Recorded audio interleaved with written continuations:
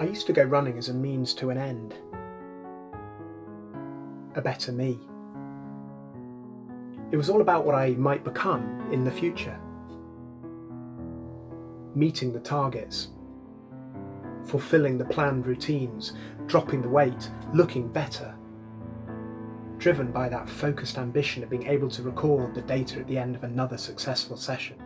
Every pace taken. Every mile achieved. Every bead of sweat expressed. They were only of value inasmuch as they brought me closer to that which I wanted to be. A better me.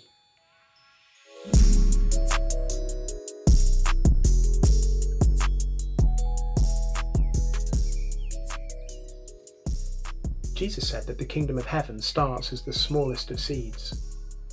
A mustard seed planted in obscurity, yet developing into the largest of all trees, which then gives shade to others.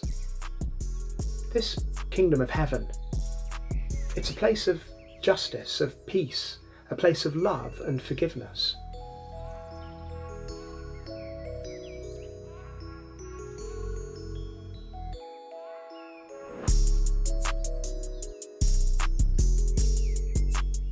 So who's selected for this kingdom team?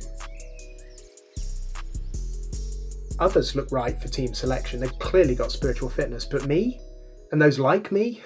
Sure, we try, but we know we're not always hitting those self-made targets. We struggle with prayer. We're not always full of compassion, and we make mistakes, lots of mistakes.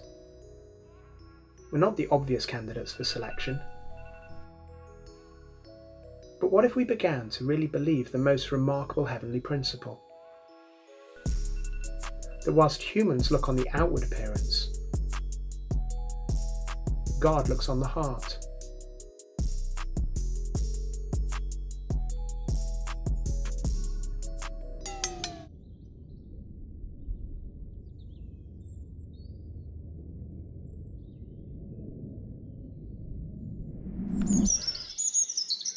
What if we began to understand that God has a totally different selection criteria and intentionally chooses the things of the world that aren't the visually impressive? A bit like the 12 disciples, really. A group of ordinary people, kind of like a mustard seed. It's not your typical team selection process, but then again, it's not your typical team. God's kingdom and God's selection criteria. We often pray, "Thy kingdom come on earth as it is in heaven." And God chooses us to bring in this kingdom, as small as we might feel. So let's accept that remarkable mystery. Let's accept that team selection. And let's not think about whether or not we're good enough, and let's just get busy loving in all the ways that we can.